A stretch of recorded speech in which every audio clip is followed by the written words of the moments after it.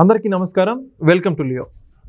ఏదైతే social media అరెస్టులు చేస్తూ ఉన్నారో వాటన్నిటికీ సంబంధించి పోస్టులు పెట్టే వాళ్ళని కాదు, వాళ్ళ వెనక ఉన్నటువంటి పెద్ద పెద్ద నాయకుల్ని, అంటే ఉదాహరణకు చూసుకుంటే వర్ర రవీంద్రారెడ్డి కేసులో అవినాష్ని అరెస్ట్ చేయాలని చెప్పేసి Andhra Pradesh PCC chief YS Sharmila గారు కోరుతూ ఉన్నారు. ఏదైతే పోస్టులు పెట్టే వాళ్ళందరినీ కూడా కాదు, వీళ్ళందరినీ ఉపేక్షించడానికి లేదు, మహిళల్ని ఈ విధంగా దూషించడం వదిలిపెట్టకూడదు అని చెప్పేసి ఆవిడ మాట్లాడుతున్నారు. అయితే దీని గురించి పూర్తిగా తెలుసుకునే ప్రయత్నం చేద్దాం. మనతో ఉన్నారు సీనియర్ జర్నలిస్ట్ దుర్గా కుమార్ గారు. సార్ నమస్కారం అండి. నమస్కారం వెంకట్ గారు, మన వీక్షకులకు కూడా నమస్కారం. సార్, మొత్తానికి సోషల్ మీడియా కేసులు మనం చూస్తూనే ఉన్నాం. ఎవరైతే పరిధులు మీరి కుటుంబ సభ్యుల్ని, మహిళల్ని దూషిస్తున్నారో వాళ్ళందరి మీద కూటమి ప్రభుత్వం ఉక్కుపాదం మోపిందని చెప్పుకోవాలి. అయితే ఈ అరెస్టులు స్వాగతిస్తున్నాం అని చెప్పేసి గతంలో షర్మిల గారు ఎప్పుడో చెప్పారు. అయితే ఇప్పుడు తాజాగా వర్ర రవీందర్ రెడ్డి కేసులో అవినాష్ రెడ్డే చేపించాడు కాబట్టి అవినాష్ రెడ్డిని ఎప్పుడు అరెస్ట్ చేస్తారని చెప్పేసి షర్మిల గారు కూటమి ప్రభుత్వాన్ని ప్రశ్నిస్తూ ఉన్నారు. దీనికి సంబంధించి మీరే ఉంటారు? ఇప్పుడు ఒకటి వెంకట్ గారు, మన మీద ఎవరో ఒక రాయి విసిరారు. మనం రాయితో పోట్లాడతామా, విసిరిన వ్యక్తితో పోట్లాడతామా? ఎవరితో పోట్లాడతాము? విసిరిన వ్యక్తి ప్రధానం. రాయిదేముంది, ఎవరి మీదకి విసిరితే అది వెళ్ళి తగులుతుంది, దాని స్వభావం అది. దానికి ఏమి మన మీద కసి లేదు. కానీ విసిరిన వ్యక్తి ఉంది. మనం పోరాడాల్సింది విసిరిన వ్యక్తితో. రాయిదేముంది, రాయి గులకరాయి ఎవడి మీదకి వెళ్ళి తీసిరితే ఆడి మీద పడుతుంది.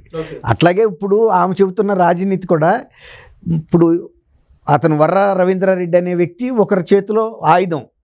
అది ఎవరు వేశారు, ఎవరు నా మీద కానీ, సునీత మీద కానీ, విజయమ్మ గారి మీద కానీ పోస్టులు పెట్టిన అసలు వ్యక్తి ఎవరు? అసలు వ్యక్తిని వదిలిపెట్టి కొసరగాళ్ళు ఎమ్మటే ఎందుకు? వీళ్ళని అరెస్ట్ చేస్తే మీకు వచ్చే లాభం ఏంటి, మాకొచ్చే ప్రయోజనం ఏంటి? వీళ్ళు కేవలం నిమిత్త మాత్రులు. వాళ్ళు ఇతర చేతుల్లోని ఆయుధాలుగా ఉండి మాకు వచ్చి తగిలారు కాబట్టి వీళ్ళని అరెస్ట్ చేసినందువల్ల ఇటువంటి అకృత్యాలు ఆగవు.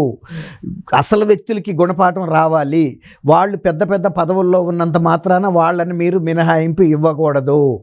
ఈ ప్రభుత్వం అయినా ఏ ప్రభుత్వం అయినా సరే. గత ప్రభుత్వం అంటే అసలు అచ్చోసిన ఆబోతుల్లాగా వదిలేసింది. ఈ సోషల్ మీడియా నేరస్తులు అందరూ తెలిసి కూడా అసలు జగన్మోహన్ రెడ్డి ఈ సైతాన్ సైన్యానికి అధ్యక్షుడు, అతనే ఇవన్నీ నడిపాడు. దీనికి ఫైనాన్స్ ఇచ్చిందంతా జగన్మోహన్ రెడ్డి. ఇది ఒక ఆర్గనైజ్డ్ క్రైము. ఇది విచ్చలవిడిగా 5 సంవత్సరాల పాటు జరిగింది. అందులో ముఖ్యంగా మహిళల్ని వాళ్ళు టార్గెట్ చేశారు. ఏ వర్గం ప్రజలనైనా సరే వాళ్ళు ఎవరిని వదలలేదు, మమ్మల్ని కూడా వదలలేదు. ఇటువంటి సందర్భాల్లో పోలీసులు అసలు వ్యక్తులను వదిలిపెట్టి ఇట్లాంటి వాళ్ళ మీద పెడితే జరిగే ప్రయోజనం లేదు. ఖచ్చితంగా ఇది అవినాష్ రెడ్డి పెట్టించాడు. అతను రాఘవరెడ్డి వాళ్ళ పిఏ. అవినాష్ రెడ్డి మా మీద కక్ష కట్టాడు. అతను వివేకానంద హత్య కేసులో కూడా చాలా ప్రముఖ పాత్ర ఉంది. వివేక హత్య మీద పోరాడుతున్న సునీతకి నా మద్దతు పూర్తిగా ఉంది. ఇప్పుడు ఉంటుంది, గతంలోనూ ఉంది, ఫ్యూచర్లో కూడా ఉంటుందని కూడా చెప్పింది. అందులో నేరస్తులు కూడా బయటికి రావాల్సిందే. అట్లాగే సోషల్ మీడియాలో ఈ పోస్టులు పెట్టినటువంటి నేరస్తులు అవినాష్ రెడ్డే కాకుండా ఏ ఏ ప్రాంతాల్లో ఎక్కడెక్కడ ఉన్నా కూడా వాళ్ళందరూ రావాలి. మరీ ముఖ్యంగా సజ్జల భార్గవ్ రెడ్డి ఇందులో చాలా కీ పర్సన్. మొత్తం ఈ సోషల్ మీడియా వ్యవస్థకే మూల స్తంభం. అతను ఈ పథకాలన్నీ వేశాడు. ఎవరెవరిని టార్గెట్ చేయాలో నిర్ణయించింది సజ్జల భార్గవ్ రెడ్డి. సజ్జల భార్గవ్ రెడ్డి ప్రస్తావన ఎందుకు రావటం లేదు? అతన్ని కూడా అరెస్ట్ చేయండి, కఠినమైనటువంటి సెక్షన్లు పెట్టండి. ఇప్పుడు ప్రభుత్వంలో జరుగుతున్న కొత్త చట్టాలను కూడా వాళ్ళకి అమలు చేయండి. అవసరమైతే యావజ్జీవ శిక్ష పడేటువంటి శిక్ష పడితేనే మహిళలకు రక్షణ ఉంటుంది. లేకపోతే మహిళల మానానికి, ప్రాణాలకి, వాళ్ళ ఆత్మగౌరవాలకి రక్షణ లేని పరిస్థితి వచ్చింది అని చాలా స్పష్టంగా చెప్పింది. ముఖ్యంగా ఎంత పెద్ద వ్యక్తులైనా సరే, వాళ్ళు విదేశాల్లో ఉన్నా సరే కాక వాళ్ళని వదలటానికి వీలు లేదు. ఈ ప్రభుత్వం, కూటమి ప్రభుత్వం వచ్చిన తర్వాత గట్టి ప్రయత్నం అయితే జరుగుతుంది, మేము అభినందిస్తున్నాము. కానీ అసలు వ్యక్తుల జోలికి ఇంకా వెళ్ళటం లేదు. అసలు వ్యక్తుల్ని బయటికి తీసుకొచ్చి నిలబెట్టండి, చట్టం ముందు వాళ్ళని జైళ్ళల్లో పెట్టండి, వాళ్ళకి గుణపాఠం చెప్పండి, చట్టం భయం ఏంటో చూపించండి, ప్రభుత్వం అనేది ఎలా వ్యవహరించాలో అలా చూపించండి. గత 5 సంవత్సరాలుగా మేము ఎంత వేదనకి గురయ్యామో, మేము పోలీస్ స్టేషన్లకు వెళ్ళి, కడప జిల్లాలో కూడా ఏ పోలీస్ స్టేషన్లో కూడా మా ఫిర్యాదులు స్వీకరించలేదు. అందువల్ల మేము పక్క రాష్ట్రం హైదరాబాద్ వెళ్ళి హైదరాబాద్లో ఫిర్యాదు చేయాల్సి వచ్చింది. కానీ ఇప్పుడు మేము చెబుతున్నాము, ఫలానా వ్యక్తి అని కూడా మాకు తెలుసు, ఇతను ప్రోద్బలం చేసింది అతను, పెట్టిన వాళ్ళకన్నా కూడా ప్రోద్బలం చేసినటువంటి సజ్జల భార్గవ రెడ్డి కానివ్వండి, ఇతను అవినాష్ రెడ్డి అవనివ్వండి, ఇంకా ఎవరన్నా అవనివ్వండి, ఇంకా అనేక మంది ఉన్నారు సోషల్ మీడియాలో ఇట్లాంటి కీలకంగా వ్యవహరించిన వ్యక్తులు. ఆ సోషల్ మీడియాని ఎవరెవరైతే ఇన్ఛార్జీలుగా ఉన్నారో గతంలో, సపోజ్ సాయిరెడ్డి ఆయన కొన్నాళ్ళు దాని ఇన్ఛార్జ్గా ఉన్నాడు. వీళ్ళందరూ కూడా ఒక ఆర్గనైజ్డ్ క్రైమ్ని చాలా విపరీతమైన డబ్బులు కూడా ఖర్చు పెట్టి వైఎస్ఆర్సీపీ పార్టీ అదొక ఫ్యాక్టరీ లాగా పోషించింది. ఇప్పుడు ఇంతకుముందు కూడా మనం వేరే సందర్భంలో కూడా చెప్పుకున్నాం. ఇంటూరి రవికిరణ్ అనే వ్యక్తి, అతను సాక్షిలో ఉన్నట్టు, అతను 2008 నుంచి 19 దాకా అక్కడ పనిచేసినట్టు, 19లో ఒక ఆయనకి ఎక్స్పీరియన్స్ సర్టిఫికెట్ ఇచ్చి డిజిటల్ కార్పొరేషన్లో ఒక మీడియా జర్నలిస్ట్ అని ఒక పోస్ట్ ఇచ్చి అక్కడ అక్రిడిటేషన్ ఇచ్చి, అలా తర్వాత మీడియా జర్నలిస్ట్గా ఇస్తూ మళ్ళీ గవర్నమెంట్ నుంచి శాలరీ, మళ్ళీ ఎక్రిడిటేషను ప్రైవేటు జర్నలిస్టులకి మీడియాలో, ప్రింట్ మీడియాలో కానీ ఎలక్ట్రానిక్ మీడియాలో న్యూస్ విభాగాల్లో పనిచేసే వాళ్ళకి ఇస్తారు. అట్లాంటిది అతను గవర్నమెంట్ నుంచి జీతం తీసుకుంటానే అతను అంతకుముందు ఏమో సీనియర్ ఆర్టిస్ట్ అని చెప్పారు సాక్షిలో. ఇక్కడికి వచ్చేటప్పటికి మీడియా అనలిస్టు. ఆ పోస్ట్కి ఈ పోస్ట్కి ఆయన సంబంధం ఉందా? పని ఏమన్నా ఆర్ట్కి సంబంధించిందా అంటూ పెడితే అది వేరే మాట. కేవలం వాళ్ళని సోషల్ మీడియాకు వాడుకోవటం కోసం అక్కడ ఒక జాబ్ క్రియేట్ చేసి లక్షల రూపాయల శాలరీలు ఇచ్చి జనం మీదకి ఎగదోలేరు. ఓకే, ఒక పిచ్చి కుక్కల్ని దొడ్లో తయారు చేసి ఊరి మీదకి వదిలితే ఇక ఊళ్ళో అడ్డం వచ్చినానికి కరుస్తూ ఉంటాయి. ఇక ఆడిని ఏం చేయటానికి లేదు, ఎందుకంటే పలానాయన దొడ్లోంచి వచ్చిన పిచ్చి కుక్కలు ఇవి. వాటిని ఎవడ కొడతాడు? రాజుగారి పిచ్చి కుక్కలు అయ్యి. వాటికి రాజు ఈ కట్టారు ట్యాగులు. ఎవడు ఫిష్ అంటానికి లేదు, కరిస్తే కరిపించుకోవటమే. వెళ్తాం, కట్లు కట్టుకోవటం, లేకపోతే బొడ్డు చుట్టూతో 22 ఇంజక్షన్లు చేయించుకోవటం, అంతే తప్ప వాటి మీద నువ్వు ఉష్ అంటే నేను రాజుగారు వస్తాడు ఎవడరా నువ్వు అని.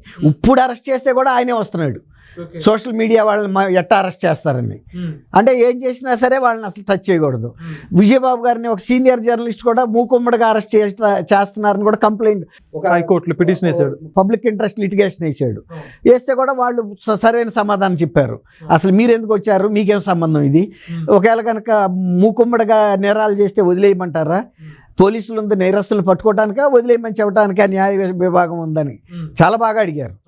అసలు వాళ్ళు ఎందుకు రాలేదని అడిగాడు. వాడు తప్పు చేసినాడు, రక్తపు చేతులతో న్యాయస్థానానికి వెళ్తే నీ రక్తపు చేతులు ఏంట్రా అని అడుగుతారు కదా. అంటే నేను మర్డర్ చేశా అని చెప్పాలిగా, వాడికి ఎట్టా ఇస్తారు బెయిల్? అందుకని వాళ్ళందరూ దూరంగా ఉండి ఈయన్ని పంపించారు. కొంతమంది వ్యక్తులను అరెస్ట్ చేస్తున్నారు, వాళ్ళ చేతిలో ఉన్న రక్తం కూడా చెప్పాలి కదా. ఈయన వాళ్ళ బట్టలన్నీ రక్తంతో తడిచున్నాయని అట్లా ఆయన పొరుగు పోగొట్టుకున్నాడు. కాబట్టి ఇప్పుడు షర్మిల గారు అడిగేదైనా, గౌరవ న్యాయస్థానాలు చెప్పిందైనా ఒకటే, వీటి వెనకాల ఎవరున్నా సరే కఠినంగా శిక్షించండి. అంతే తప్ప ఈ పార్టీ ఆ పార్టీ, లేకపోతే ఆయన ఎంపీ, ఈయన సజ్జల రామకృష్ణారెడ్డి గారు అబ్బాయి, లేకపోతే జగన్మోహన్ రెడ్డి గారు ఆయనకి ఇంత పెద్ద పెద్ద శాలరీలు ఇచ్చి పోషించాడు, వాళ్ళే ఈ సంస్థను నడిపారు, ఫైనాన్స్ చేశారు, ఇంతమంది ఉద్యోగులకి ఇచ్చారు, ఇవన్నీ కాదు. ఎవడైనా సరే శిక్షించమనేది ఆమె డిమాండు. గౌరవ న్యాయస్థానాలు కూడా ఏకీభించినాయి ఆమె అభిప్రాయంతో. ఒక కాంగ్రెస్ పార్టీ రాష్ట్ర అధ్యక్షురాలుగా ఇవాళ ఆమెకి ఓట్లు సీట్లు లేనందువల్ల మాట్లాడకూడదని జగన్మోహన్ రెడ్డి గారు చెబుతున్నాడు. ఆమె కూడా ఏం చెప్పింది? నాకు ఓట్లు సీట్లు లేకపోయినా నాకు గొంతుకుంది, ప్రజల తరపున మాట్లాడే అధికారం, నాకు ఆకాంక్ష ఉన్నాయి. నీకు 11 సీట్లున్నా 33% ఓట్లున్నా నువ్వు వెళ్ళి శాసనసభలో కానీ బయట కానీ ప్రజల తరపున మాట్లాడతలేదు, నీ నేరస్తుల తరపున మాట్లాడుతున్నావు నువ్వు. కాబట్టి నీకన్నా ప్రజల తరఫున మాట్లాడే హక్కు నాకు ఎక్కువ ఉందని చెప్పింది. తర్వాత అసెంబ్లీ దగ్గరికి వచ్చేటప్పటికి నువ్వు నేను ఒకటే, అసెంబ్లీలో నువ్వు వెళ్ళటలేదు, నేను వెళ్ళలేను, సభ్యుల్లాగా నేను వెళ్ళటలేదు, సభ్యులుండి నువ్వు వెళ్ళటలేదు అని చాలా కేటగారికల్గా చెప్పింది. ఇద్దరు తేడా లేదని చెప్పింది. కానీ నేను అక్కడ నీకు బెటర్ పొజిషన్లో ఏంటంటే ప్రజల పట్ల నాకు ఒక అభిమానం, ఆకాంక్ష, బాధ్యత ఉంది, నీకు లేదు. నువ్వు అదే నేరస్తుల్ని ప్రజల మీద ఎవరైతే విపరీతమైన అసభ్య పోస్టింగ్లు పెట్టారో ఇంకా ఇవాళ కూడా వాళ్ళని సమర్థించుకుంటూ వాళ్ళని అరెస్ట్ చేయకూడదని, వాళ్ళ మీద కేసులు పెట్టకూడదని ప్రభుత్వం మీద విమర్శలు చేస్తున్నావు, నువ్వు తప్పును చెందుతున్నావు అనేది ఆమె చెప్పిన మాట. ఇలాంటి పార్టీలను ప్రజలు కూడా ప్రోత్సహించొద్దు, వాళ్ళని దూరంగా పెట్టమంటుంది. ఖచ్చితంగా సార్. ఇప్పటికే షర్మిల గారు చెప్పిన విధంగా సజ్జల భార్గవ గారి మీద వీళ్ళందరికీ కూడా ఆల్రెడీ గతంలోనే కేసులు అయితే నమోదవడం జరిగింది. చూద్దాం కూటమి ప్రభుత్వం వారి మీద ఏం యాక్షన్ తీసుకోబోతుంది. మీరు అన్నట్టు ప్రజలు కూడా ఎదురు చూస్తున్నారు, ఏమైనా కఠినమైన చర్యలు తీసుకుని వాళ్ళకి సరిగిన గుణపాఠం చెప్తారా లేదా. ధన్యవాదాలు. థ్యాంక్ యూ వెంకట్ గారు. మన వీక్షకులు కూడా నమస్కారం. Please subscribe to Leo news for more videos.